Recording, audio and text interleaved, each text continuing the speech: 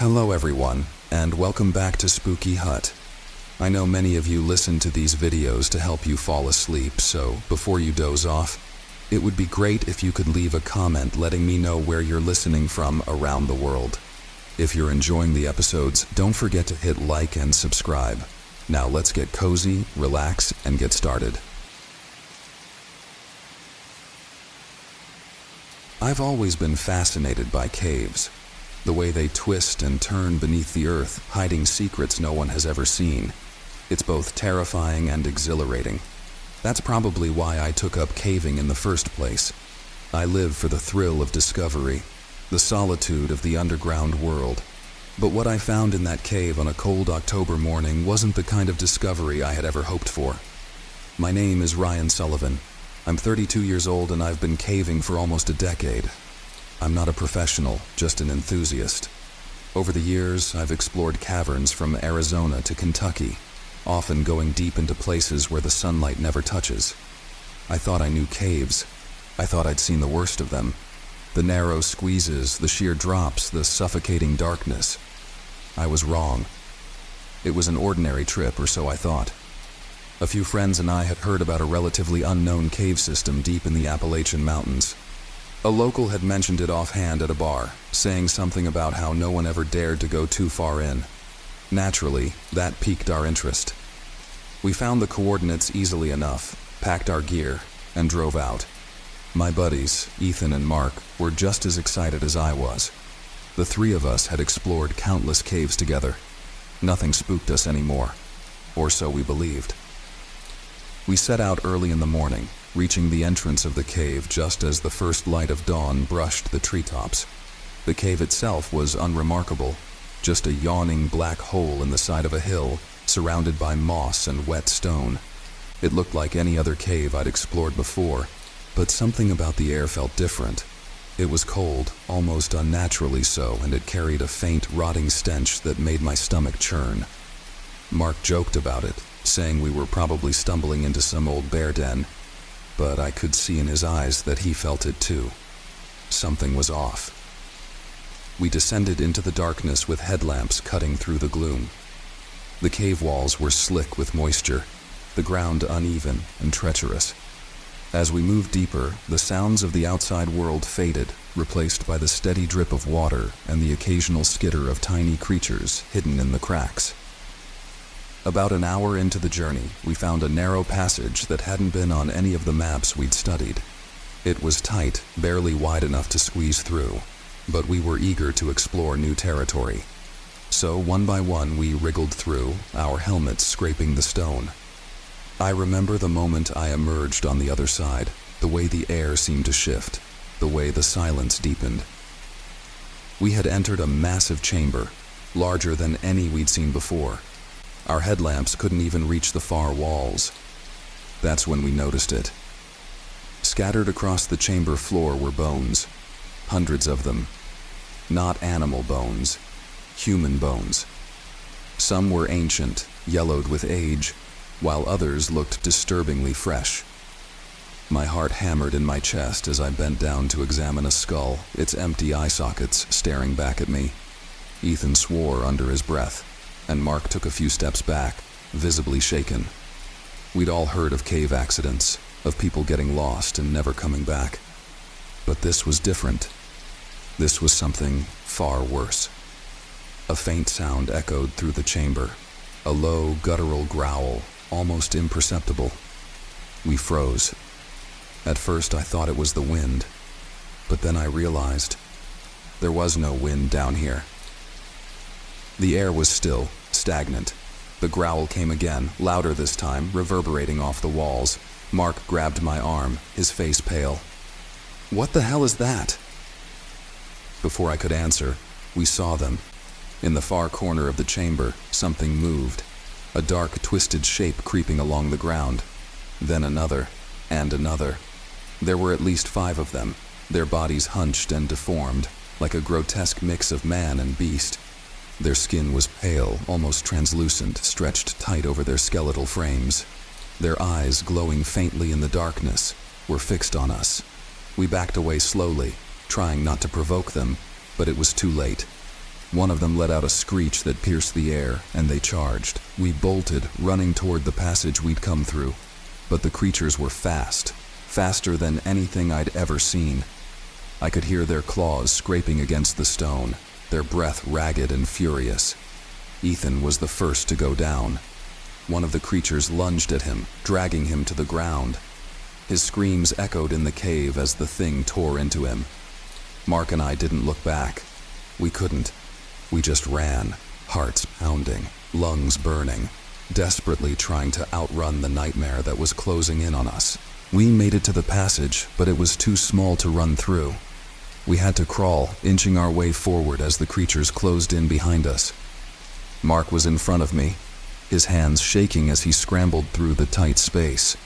I could feel the creature's breath on my back, could hear their guttural growls getting closer and closer.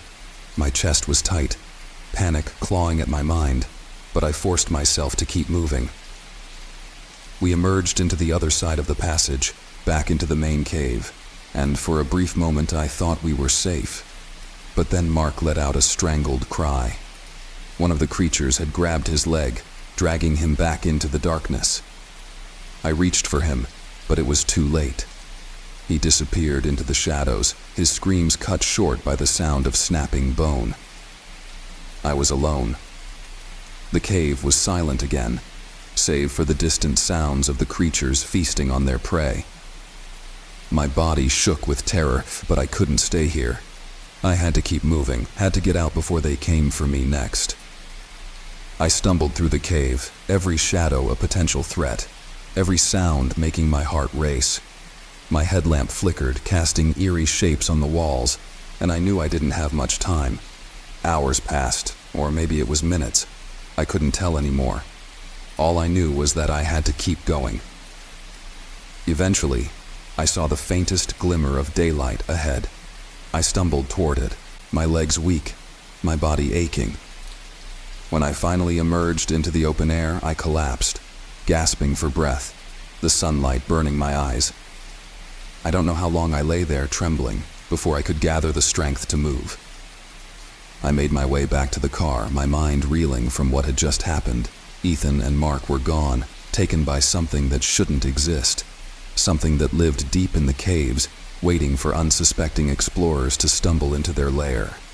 I never went back to the caves after that day. I couldn't. Every time I close my eyes, I see those creatures, hear their growls, feel their breath on my neck. I've tried to tell people what happened, but no one believes me. They think I'm crazy, that I hallucinated the whole thing. But I know the truth. Those creatures are still down there, lurking in the darkness, waiting for their next victim. And if you ever hear about a cave that no one dares to explore, take my advice, stay far away. Because some things are better left undiscovered. Submarines are supposed to be cold, dark, and claustrophobic. But there's something more to it when you're 1,000 feet beneath the ocean's surface. Something about the silence and the isolation makes every creak and groan feel like a whisper of something unseen. I didn't believe in ghosts, not really, until I spent 3 months on the USS Haddock, a decommissioned nuclear submarine now used for military training exercises.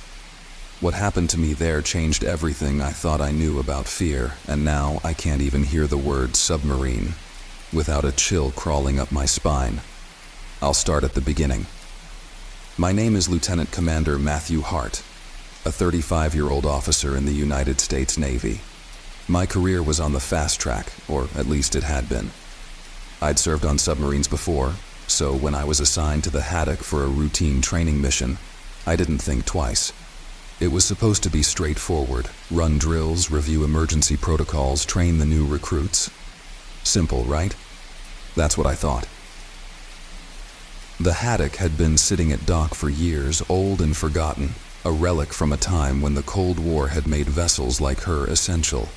She was massive, 300 feet of steel and silence, designed to disappear beneath the waves and remain undetected for months at a time. As I boarded, a strange unease settled in my chest. The Haddock looked every bit its age, paint peeling, rust creeping along the seams. the thick stench of mold lingering in the air. I chalked it up to the boat's long disuse, but in hindsight, I wonder if it was something else, something worse. There were 8 of us on board for the training exercises, a small crew by any standard, but it was enough for the drills we needed to run. The first few days passed without incident. We submerged, ran through our protocols, and settled into a monotonous routine. If you've never been on a submarine, you won't understand how quickly time dissolves down there. There's no day, no night. Just a constant cycle of dim, artificial light and the low hum of machinery. But it wasn't the monotony that started to get to us. It was something far more disturbing. It began with the voices. Late one night, I was standing watch in the control room, going over charts and logs while the rest of the crew slept. It was quiet, save for the occasional groan of the hull adjusting to the pressure. Then, just as I was about to call it a night, I heard it. A faint whisper, like someone talking just behind me. I turned, expecting to see one of the crew, but the room was empty. I shook it off, figuring I'd been awake too long. Submarines make noises. That's just a fact of life. But then it happened again. This time the whisper was clearer. Words distinct but garbled, like they were coming from underwater. I strained to listen, and the hairs on the back of my neck stood up. Help! Us! I spun around, heart pounding. But again, no one was there. The following day I asked around. No one else had heard anything unusual, and I didn't want to spook the younger guys by suggesting we had a ghost problem. Still, the memory of that whisper clung to me like a wet shroud. That night, I heard it again. I was in my bunk, trying to sleep, when the voices came back. This time they weren't whispers. They were loud, pleading, desperate. I could hear men crying out for help, their voices echoing through the narrow metal corridors. I sat up, my pulse hammering in my ears, and strained to listen. Save us! Trapped!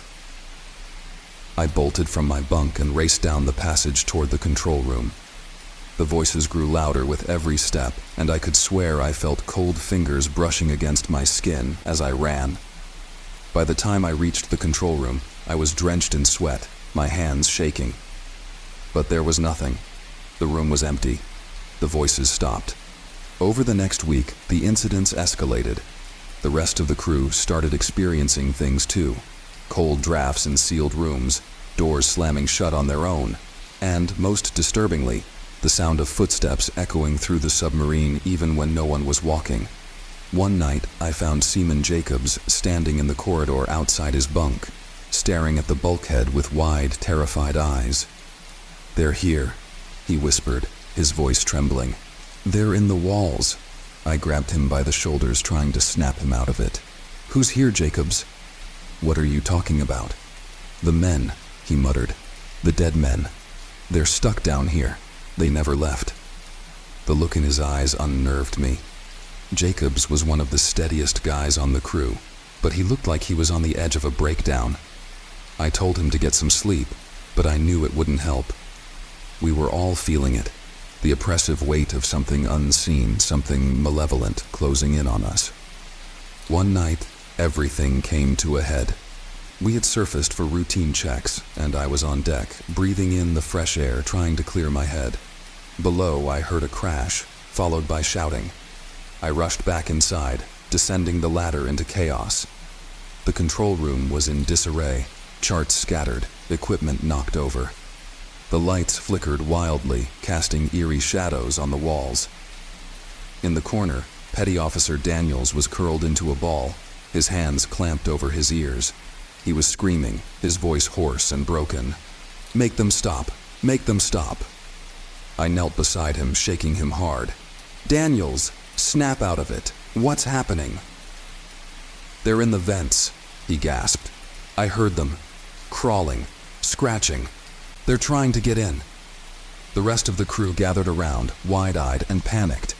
I tried to regain control, tried to convince them that it was all in our heads, that the isolation and the pressure were playing tricks on us. But even as I spoke, I didn't believe it myself. We were no longer alone on the haddock. The next day, I decided we needed to cut the exercise short. I went to the communications room to radio the surface, but the equipment was dead. No signal. That's when I noticed something strange. A set of handprints on the window, smeared across the glass. They were small, like a child's, and they hadn't been there before. That night, I couldn't sleep. I lay in my bunk, listening to the deep groaning of the hull, to the faint creaks and sighs that echoed through the submarine. I was just beginning to drift off when I felt it. A presence. Something was in the room with me. My skin prickled and a cold sweat broke out across my forehead. Then I heard it, the sound of someone breathing, slow and deliberate, right next to my ear. I froze, every muscle in my body tensing.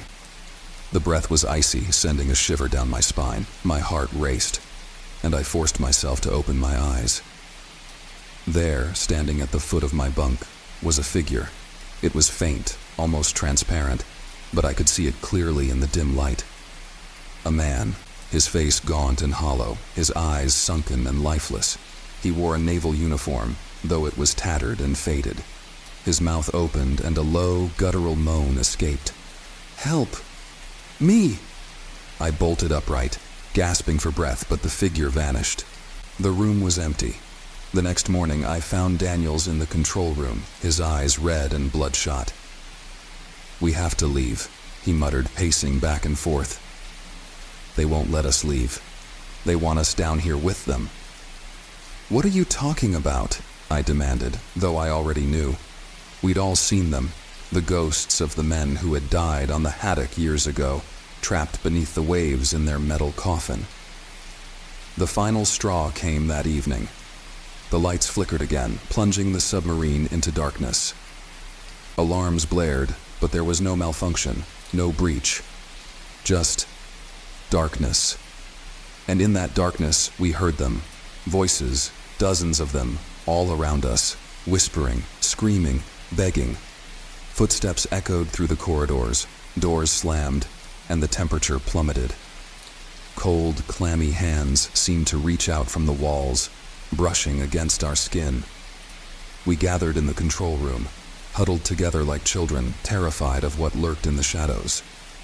Then the power came back on, and the lights flickered to life. But not all of us were there. Jacobs was gone. He'd been standing right beside me, but now he was nowhere to be seen. We searched the entire submarine, but there was no sign of him. It was as if he'd simply vanished into thin air. The next morning, the radio came back online. I didn't waste any time. I sent a distress signal to the surface, demanding immediate extraction. When the rescue team arrived, we were all pale, exhausted, and on the verge of collapse. They thought we were suffering from some kind of collective hallucination, the result of too much time in the dark, claustrophobic environment. But I know better. We never found Jacobs. And every night since, I hear the whispers, the voices of the men trapped on that cursed submarine, still calling for help from the depths. And I fear that one day they'll come for me too. I never believed in curses or haunted objects. I was always the skeptical type, the one who laughed off ghost stories and dismissed eerie legends as products of overactive imaginations.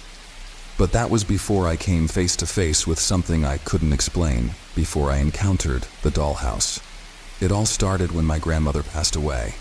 She was 89, a sweet woman who had always lived alone in a small, quiet town, nestled at the edge of a dense forest. She never married after my grandfather died, and her house, quaint, old, and full of knickknacks, had remained largely unchanged since the 1950s. The house had a strange aura about it, but I always thought that was just the product of its age. After her death, it fell to me to sort through her belongings. I was the only family member left. My parents had died in a car accident when I was young, and I had no siblings. So one rainy weekend, I made the drive out to her house to begin the daunting task of clearing out decades of memories. The house smelled like dust and old wood, a mixture that made me feel as though I had stepped back in time. Her furniture was heavy, dark, and ancient, the kind you'd expect to find in a Victorian novel. The wallpaper yellowed with age, peeled at the corners, and the floorboards creaked with every step I took.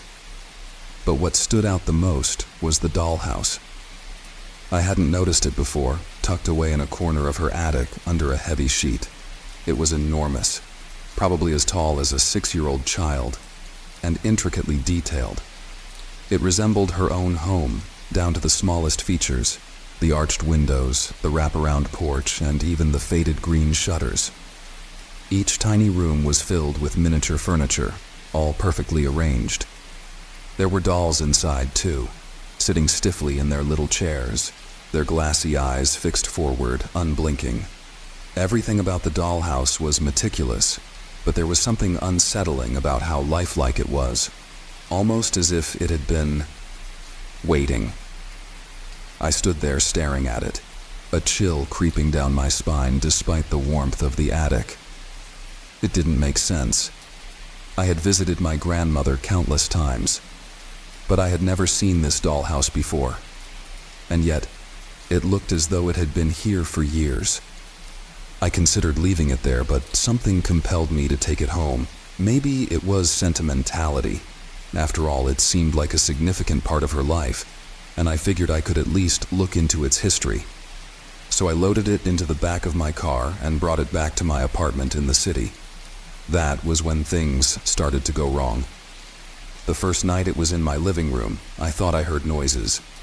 At first, I dismissed them as the typical creaks and groans of an old building, but these sounds were different. They were faint, but distinct, a soft shuffling like tiny footsteps. Then there was the unmistakable sound of a door creaking open, but not in my apartment. It was coming from the dollhouse. I got out of bed and turned on the lights, telling myself I was being ridiculous. It was just an old toy, probably full of loose parts. But when I checked the dollhouse, everything was exactly as I had left it. The tiny furniture was in place, the dolls sat unmoved in their chairs, and the miniature doors were all firmly closed. Shaking my head, I went back to bed. But that night, I barely slept. Over the next few days, the strange occurrences escalated. I would leave the room and return to find that the dollhouse had shifted slightly, as if someone had nudged it. The dolls, those cold, expressionless figures, began appearing in different positions. At first it was subtle. One of them would be standing when I was sure I had left her sitting. Then they started turning their heads, as if watching me. I convinced myself that I must have been imagining things. Stress maybe from going through my grandmother's belongings. But when the dollhouse itself started moving, I could no longer deny that something was very, very wrong. One night, as I lay in bed, I heard it. A scraping sound, soft at first but growing louder. My heart pounded as I sat up, trying to locate the source of the noise. Then I realized it was coming from the living room. I grabbed my phone, the dim light from the screen casting eerie shadows as I tiptoed out of my bedroom. The dollhouse stood in the middle of the room, exactly where I had left it. But as I watched, it jerked, just a little, and slid a few inches across the floor. I froze, my mind racing to find a logical explanation, but there was none. The dollhouse had moved on its own. The next morning, I did what any rational person would do. I tried to get rid of it. I loaded it back into my car, drove to a nearby donation center, and left it there. For the first time in days, I felt like I could breathe again. But that night, when I returned home, the dollhouse was waiting for me. It stood in the exact spot I had left it, as if it had never left. The sight of it made my skin crawl, and I immediately called the donation center, demanding to know if someone had returned it. The woman on the other end sounded confused. "We haven't received any dollhouses today," she said. I stared at the cursed thing, dread pooling in my stomach. How had it come back? From that night on, my life became a living nightmare. The dollhouse would move, sometimes inches, sometimes feet, dragging itself across the floor with an unnatural force. The dolls, those porcelain figures with their frozen smiles, would change positions more frequently, sometimes staring directly at me, sometimes appearing in rooms where they hadn't been before. One morning I woke up to find one of the dolls sitting on my bedside table, its tiny, lifeless face only inches from mine. Terrified, I did everything I could to rid myself of the dollhouse. I burned it, I smashed it with a hammer, I even tried burying it deep in the woods. But no matter what I did, it always returned, whole and unscathed, to its spot in my living room. I began losing sleep, jumping at every small noise, constantly looking over my shoulder. I started avoiding my apartment altogether, staying out late or sleeping in my car, but it didn't matter. The dollhouse had me in its grip. I started researching, desperate to find some kind of explanation. That's when I stumbled upon an old newspaper article from the 1940s. It was about a family, my grandmother's family, who had lived in the very same house where she had spent her final years. According to the article, a tragic fire had claimed the lives of her two younger siblings. They had been playing with a dollhouse in the attic when the blaze started. The dollhouse was the only thing that survived the fire, untouched. I felt sick as I read. Could this be the same dollhouse? And if it was, what did that mean? The more I dug, the darker the history became. There were rumors of a curse, that the dollhouse trapped the souls of the dead children, forcing them to relive their deaths over and over again. But worse, anyone who came into possession of it would be doomed to share their fate. It's been weeks now, and I haven't slept. I can feel them, the dolls, watching me, waiting. Every night, the dollhouse inches closer to my bedroom, and I can hear the faintest whispers coming from its tiny rooms. I've tried everything, but nothing stops it. I know what's coming. It won't be long before the dollhouse claims me too. The dolls have started to move more freely, their glassy eyes following my every step. I can feel their presence, hear the scraping of the dollhouse across the floor as it inches closer to my bed. I don't have much time. If you find this story, whatever you do, don't take the dollhouse. Leave it. Run. It won't stop until it finds someone else. And by then, it will be too late for you too.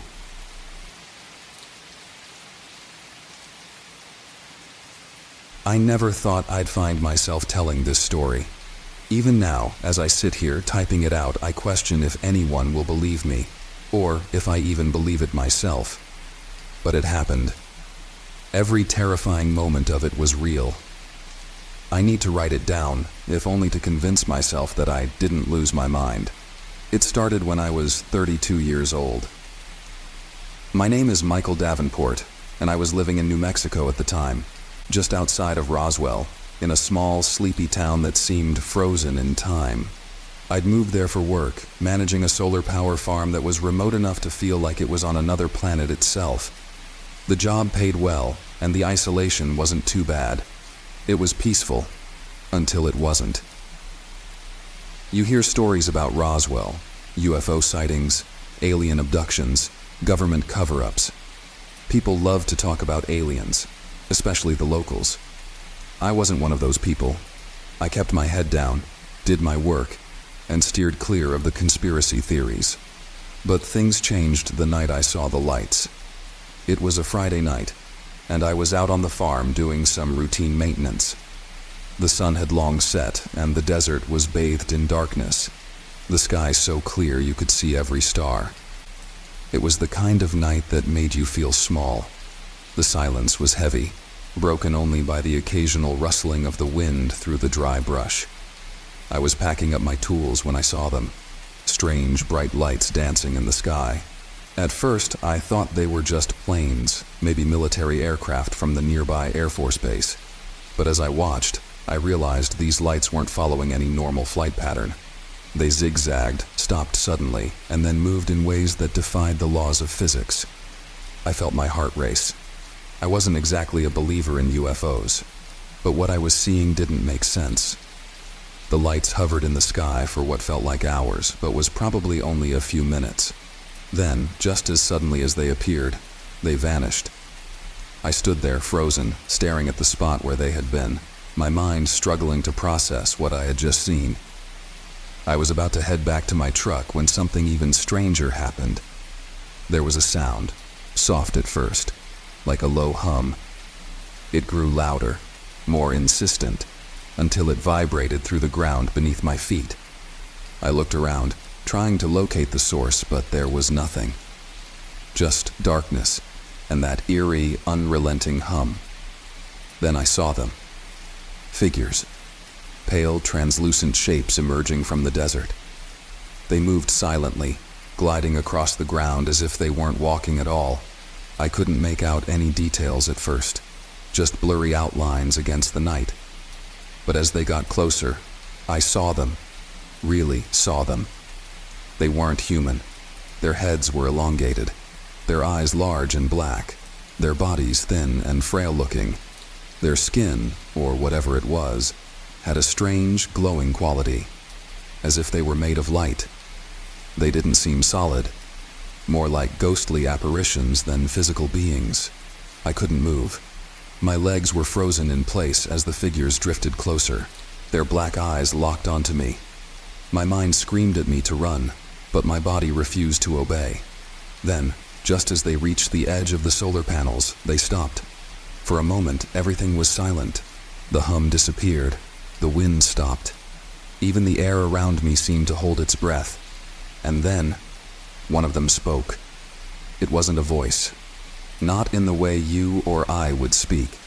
It was more like a thought being forced into my mind, words that didn't belong to me, but that I could hear clear as day. "We've been here for a long time." I gasped, stumbling backward. My heart felt like it was about to explode out of my chest. I tried to say something, anything, but no sound came out.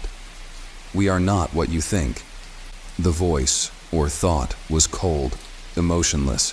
It felt alien, in every sense of the word. I couldn't understand what it meant, or why it was talking to me.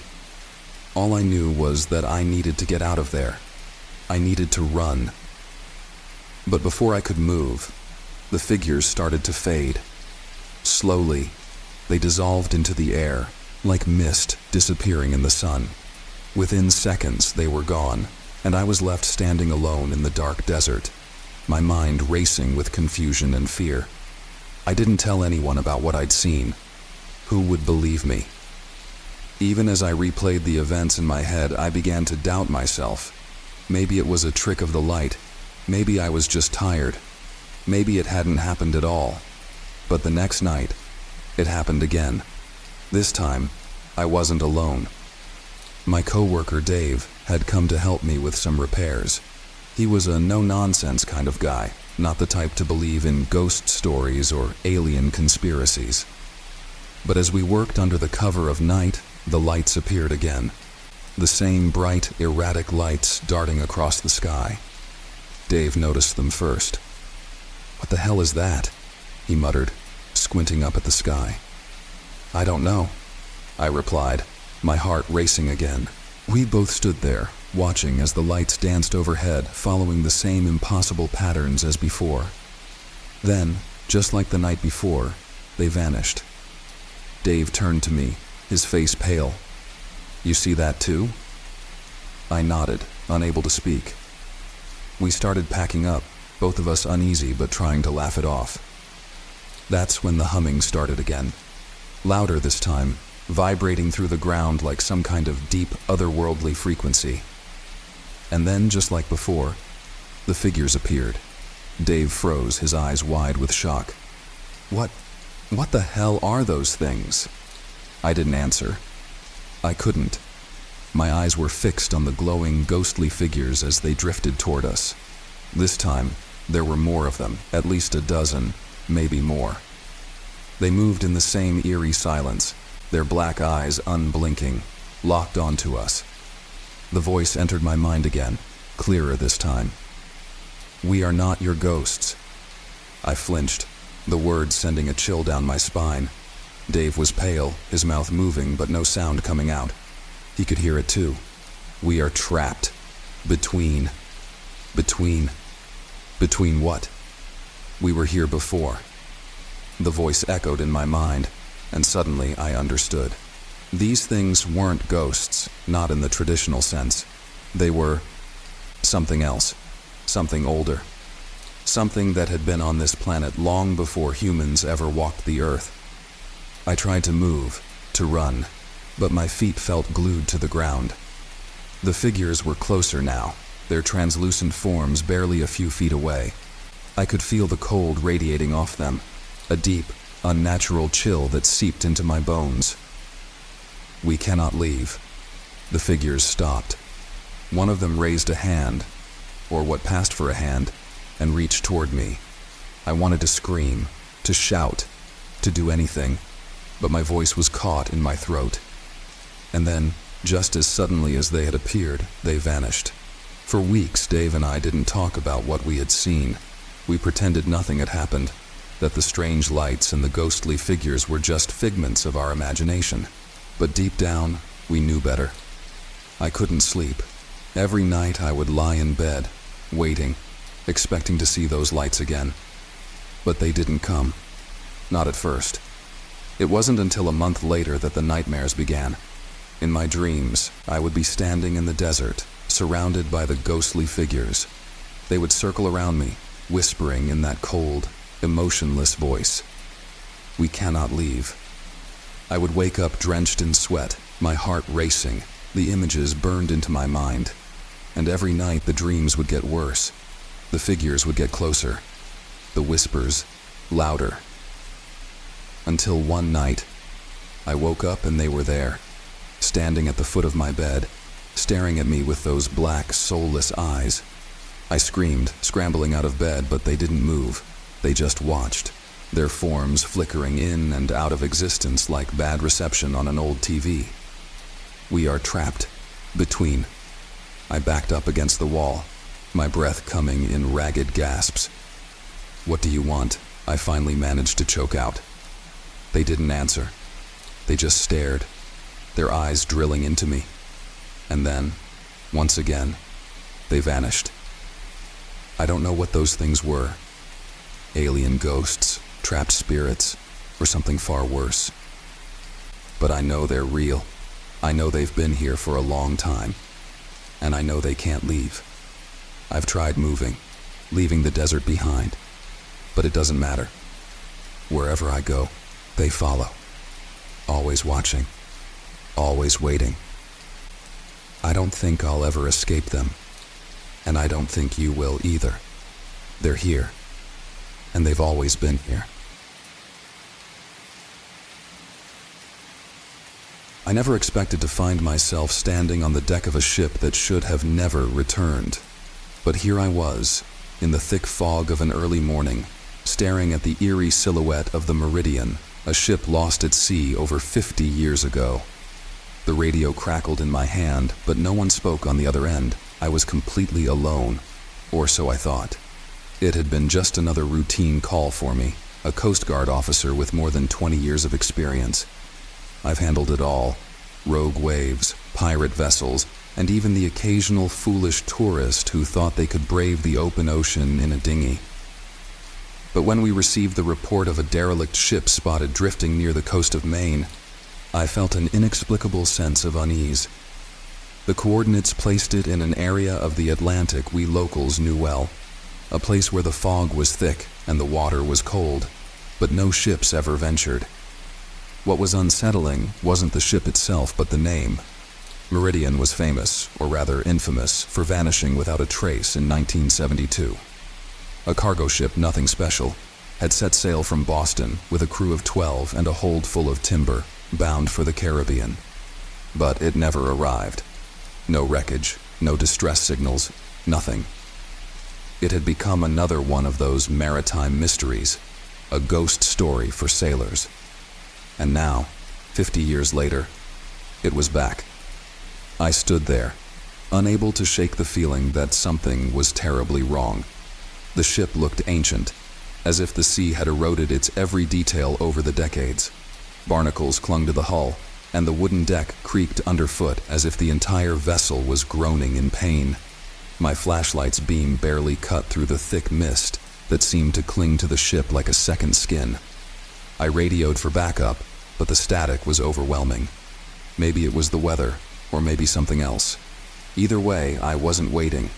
I had to know what had happened. The silence inside was oppressive, like the ship itself was holding its breath. I made my way to the captain's cabin first, hoping to find logs or charts that could explain this impossible situation. But when I pushed the door open, I froze. The cabin was pristine. The air in the room smelled faintly of salt and something else, something metallic, like blood. The desk was covered in navigational charts, yellowed with age but neatly organized. A cup of coffee, long dried into a sticky black residue, sat on the desk, as if someone had left in a hurry and never returned. But the strangest thing was the captain's log. The last entry was dated October 12th, 1972, the day the ship had vanished. It simply read, "We're not alone." A chill ran down my spine as I looked around, suddenly feeling like the walls of the cabin were closing in on me. I snatched the log and flipped through it, scanning for any clue that would explain what had happened. But every page was filled with mundane details, weather patterns, cargo inventories, until the final few entries. October 10th. Crew uneasy, constant noises coming from the hull. They think it's rats, but I'm not so sure. The sounds, they don't make sense. October 11th. Something's wrong. Peterson claims to have seen a man in the water, but there's no one out there. We're miles from land, the crew's on edge, starting to hear whispers at night, shadows moving in the fog. October 12th. We're not alone. I backed out of the cabin, heart racing. The ship creaked beneath my feet, and for a moment I thought I heard something. A soft whisper, like wind through a crack, but more human. I told myself it was just the stress. But as I turned the corner to head toward the galley, I saw it. A shadow. It darted across the hallway ahead of me, just at the edge of my flashlight's beam. I froze, the light trembling in my hands. There was someone else on board. There had to be. I wasn't alone. I moved quickly, following the shadow down the narrow corridor, past the rusted bulkheads, and into the bowels of the ship. The air grew colder as I descended, each step bringing me closer to something. I didn't know what, but it felt like a weight pressing down on my chest, growing heavier with every step. When I reached the engine room, the smell hit me first, damp, rot, and something sickly sweet. My flashlight flickered as I swept it across the room, and then I saw them, the crew. They were standing, motionless, their backs to me. 12 figures, frozen in place like statues. Their uniforms were tattered, hanging off their skeletal frames, but their heads were wrong, twisted at unnatural angles like they had been broken and never healed. I took a step closer, and one of them, slowly, agonizingly, turned toward me. Its eyes were gone, empty sockets staring into nothing but the mouth. The mouth moved. "Help. Us." I stumbled back, slamming into the wall behind me. The crew, if that's what they still were, began to shuffle toward me, their bodies creaking and groaning like the ship itself. Panic surged through me, and I bolted, racing back up the stairs, through the narrow corridors and back to the deck. I couldn't breathe. My mind raced, trying to make sense of what I had just seen. The ship, the Meridian. It wasn't empty, but it wasn't abandoned either. The crew. They were still here, or at least what was left of them. I needed to get off the ship. But as I reached the deck, the fog had thickened, swallowing everything around me. The shoreline was gone, the rescue boat that had dropped me off nowhere in sight. I was trapped. The ship groaned beneath me, and from somewhere deep within its belly, I heard the sound of chains rattling, followed by a low, guttural moan. It was getting closer. I ran to the radio, frantically trying to send out a distress signal, but all I got was static. The fog seemed to be seeping into my skin, chilling me to the bone. And then I heard it. A voice. Not from the radio, but from the air itself. We never left. I spun around, searching for the source, but there was nothing. just the thick fog and the ship, creaking, groaning, alive. The shadows on the deck shifted, and I realized with horror that the crew, those broken, twisted figures, were emerging from below, slowly making their way toward me. I backed up until I hit the railing, my mind screaming for an escape. But there was nowhere to go. The ship had me, just like it had them. The last thing I remember before the fog swallowed me whole was the sound of footsteps, soft, deliberate, and far too many to count. They found me drifting alone in a lifeboat 3 days later, dehydrated, sunburned, delirious. But I know the truth. The Meridian isn't lost. It's still out there, waiting, drifting in the fog, never alone. It started with the smallest, almost imperceptible detail. A curtain left slightly open, despite my habit of keeping it tightly drawn. I thought nothing of it at first. Maybe I had left it that way myself. I dismissed it as one of those forgettable, everyday lapses that happen when life is busy and routines blur together. But then it happened again, and again. It was always the same, a tiny gap, just big enough for someone to see in. I'm not a paranoid person by nature. I live alone in a small apartment on the edge of town, in one of those old buildings where the walls creak and the pipes rattle at odd hours. It's the kind of place where you can hear your neighbors through thin walls. But after 3 years of living there, I had grown used to it. Until the night I noticed the figure. It was a Tuesday evening, late, well after midnight. I had just finished watching a crime documentary, and the uneasy feeling it left me with lingered in the back of my mind as I got ready for bed. I went through my usual routine, check the locks, brush my teeth, double-check the front door. The living room was dark except for the soft glow of the street light filtering in through the curtains. That's when I saw it. Just outside the window, barely visible in the dim light, stood a figure. I froze. For a moment, I thought my eyes were playing tricks on me. I was sure it was a shadow, a trick of the light. But no, there was definitely someone there, standing still, watching.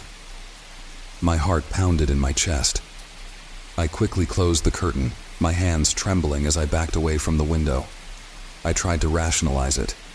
Maybe it was a neighbor, maybe someone lost. But the more I thought about it, the less sense it made. This wasn't a busy street, and at that hour, no one should have been wandering outside my window. I didn't sleep that night. The next day, I tried to convince myself it had all been my imagination. Lack of sleep, stress from work, maybe the documentary had gotten under my skin. But the nagging feeling wouldn't leave me. I found myself checking the windows obsessively, always feeling like someone was watching. For a week, nothing happened.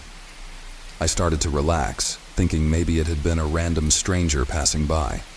But then the notes began to appear. They were small, simple things, just pieces of paper folded and slid under my door. The first one I found was as I left for work one morning. I bent down to pick it up, thinking it was a flyer or some delivery service, but as I unfolded it, a chill ran down my spine. I see you. That was all it said. No signature, no explanation. I stared at the words, my hands shaking. I scanned the hallway outside, but no one was there. I crumpled the note and threw it away, telling myself it was some stupid prank. Kids, maybe. It had to be, but the notes didn't stop. Every day a new one would appear. Sometimes they were slipped under the door while I was home, and I never heard a thing. Each one was worse than the last. You looked beautiful last night. I love how you wear your hair down. You should lock your windows more carefully. The more notes I found, the more the fear sank in. Someone was watching me, closely, intimately. They knew my routines, my habits. They knew things they shouldn't. I started sleeping with the lights on. I bought new locks for the windows and even got an extra deadbolt for the front door. I told myself that if I just took enough precautions, the fear would go away. But deep down, I knew it wouldn't. Not with this person out there. The police were useless. Probably just a prank, the officer said, barely looking at the notes I had saved. You know how kids are these days. They took a report, but I could tell they didn't take me seriously. In their eyes, I was just some overreacting woman living alone, probably imagining things. But I wasn't imagining it. The worst part was the waiting. Every night I lay in bed, listening to every creak, every shuffle, every whisper of wind outside. I kept my phone clutched in my hand, ready to dial for help. But the watcher, whoever they were, never made a move. They just let me know they were there, lurking in the shadows, feeding on my fear. Then the photographs arrived. I found the first one taped to my door when I came home from work late one evening. It was a picture of me, standing in my kitchen, completely unaware. The angle was low, as if taken from just outside the window. My blood ran cold as I stared at the photo, my hands trembling. I frantically tore the photo down and rushed inside, locking the door behind me. My heart pounded in my chest as I tried to make sense of it. How had I not noticed? How long had they been watching me like this? I paced the apartment, checking every window, every door, but everything was secure. Whoever this person was, they were toying with me, slowly breaking me down. For days, I stayed holed up in my apartment, barely sleeping, barely eating. I kept all the curtains tightly shut, and yet somehow, another photograph would appear every morning. Each one closer, each one more invasive. Me on the couch, me brushing my hair, me standing in front of the mirror. I couldn't take it anymore. I went to stay with my sister in the next town over for a few days, hoping to escape the growing terror. But even at her house, I couldn't shake the feeling of being watched. The stalker was in my mind now, always there, haunting my every thought. I returned home after 3 days. The moment I stepped inside, I knew something was wrong. The apartment felt different. I couldn't put my finger on it at first, but the air was thick with tension, like the place was holding its breath. I did a quick sweep of the rooms, but nothing seemed out of place. And yet, the sense of unease wouldn't leave me. Then I noticed the photograph on the kitchen table. It hadn't been there when I left. I picked it up with trembling hands. It was another picture of me, but this time, it was taken while I was asleep. I was lying in my bed, hair splayed out across the pillow, completely oblivious to the world around me. But the most horrifying detail was in the background. There, in the far corner of the room, was a shadowy figure. The night watcher. I dropped the photo, my heart pounding in my chest. How had they gotten inside?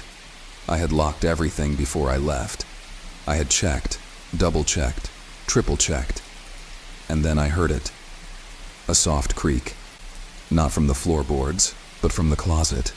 I stared at the closed door, my breath catching in my throat. Every instinct in my body screamed at me to run, to get out of there. But my feet felt like they were glued to the floor. Another creak, this time louder. I stepped back, slowly reaching for my phone. My hands were shaking so badly that I nearly dropped it. I dialed 911, my heart racing. But just as I raised the phone to my ear, the closet door slowly began to open. I froze, watching in horror as the door creaked open inch by inch. The dim light from the hallway barely illuminated the space inside, but I could make out the shape of a man. He stood there, silent, watching me with eyes that glittered in the darkness. For a moment, neither of us moved. My mind screamed at me to run, to scream, to do anything, but my body refused to cooperate.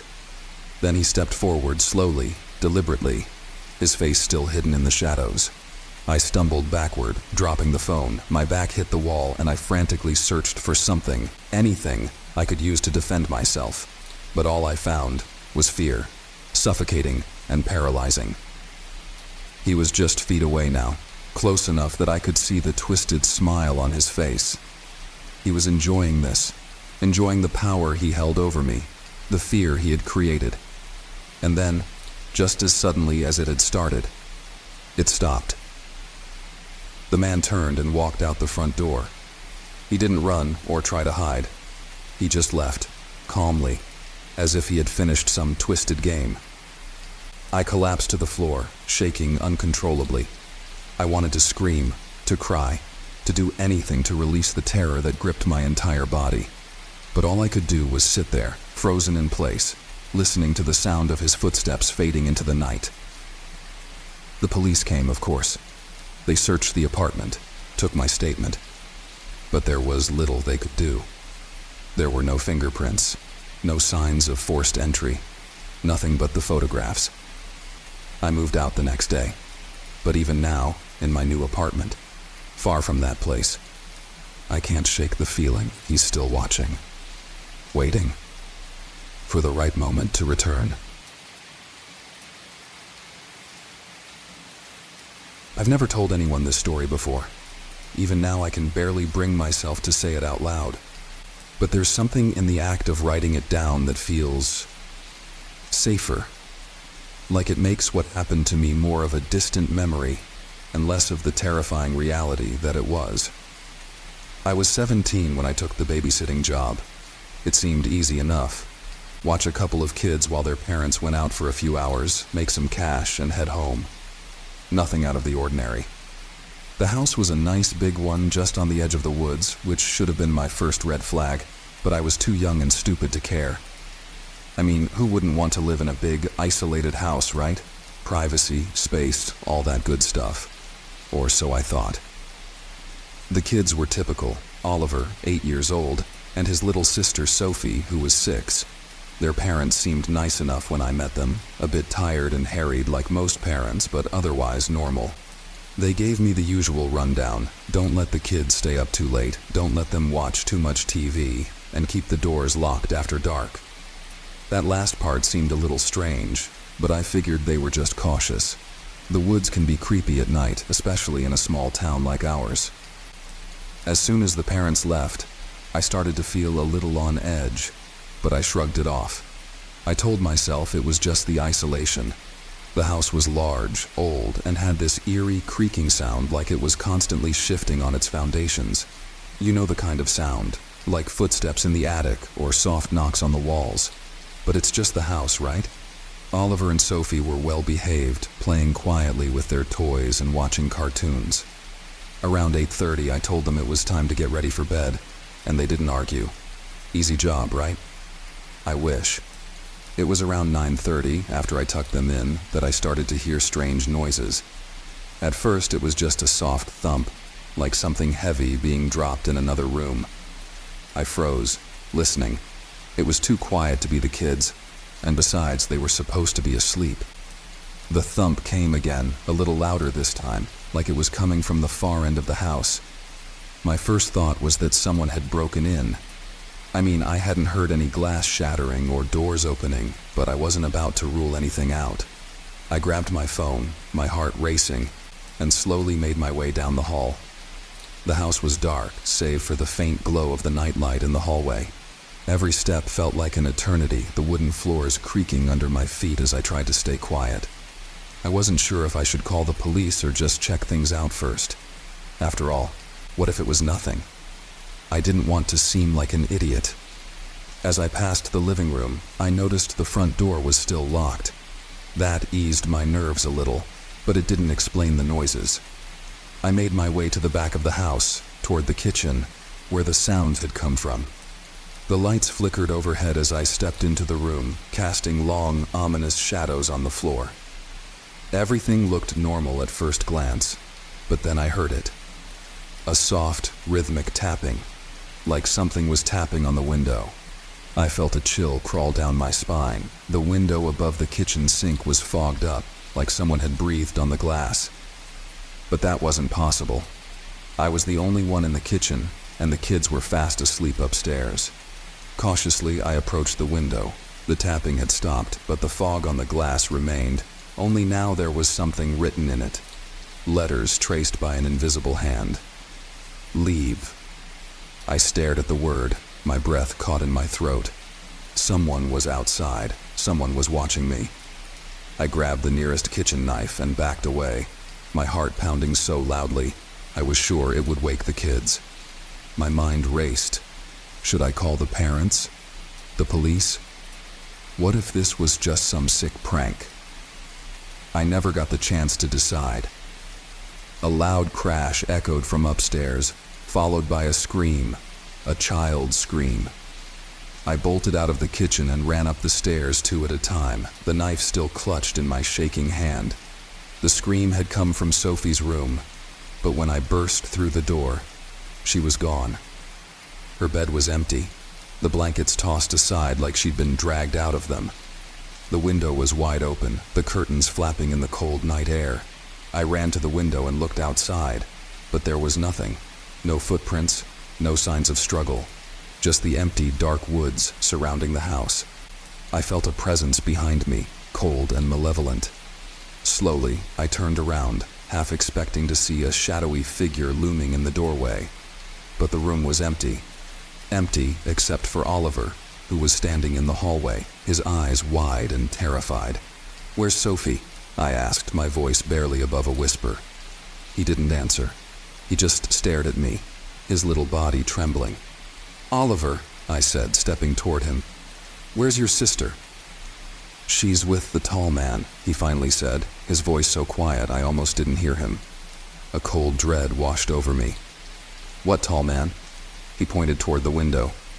"The man who comes when we sleep." My blood turned to ice. "What are you talking about?" "The man in the woods. He's been watching us," Oliver whispered, his voice shaking. "He comes at night and takes kids." I stood frozen in place, my mind unable to process what I was hearing. It sounded insane, like something out of a nightmare, but the look in Oliver's eyes told me he was deadly serious. Suddenly, the air in the room grew heavy, suffocating. I felt it again, the presence. It was stronger now, more oppressive, like it was surrounding us, watching us. I grabbed Oliver's hand and pulled him toward the door. "We're getting out of here," I said, my voice shaking. "We're leaving, right now." We didn't make it far. As we reached the top of the stairs, I heard a creak behind us. Slowly I turned around, and there he was, the tall man. He stood in the hallway, his head nearly touching the ceiling, his body impossibly thin, draped in what looked like tattered rags. His face. There was no face, just smooth, featureless skin where his eyes, nose, and mouth should have been. I froze in terror, unable to move or even scream. Oliver's hand slipped from mine as the tall man took a step forward, his movements slow and deliberate like he had all the time in the world. "Don't let him take me," Oliver whispered, clutching my arm. But there was nothing I could do. The tall man reached out with one long, bony hand, and in an instant, Oliver was gone. Just like that. 1 second he was there, and the next, he vanished into thin air. I don't remember much after that. Somehow I made it out of the house, running blindly through the woods until I found the road. A passing driver picked me up, and I told them everything, but no one believed me. The police searched the house, but there was no sign of Oliver or Sophie. It was like they had never existed. I've spent years trying to forget what happened that night, but I can't. The memory of the tall man haunts me every time I close my eyes. And I know he's still out there, waiting for the next child to come along.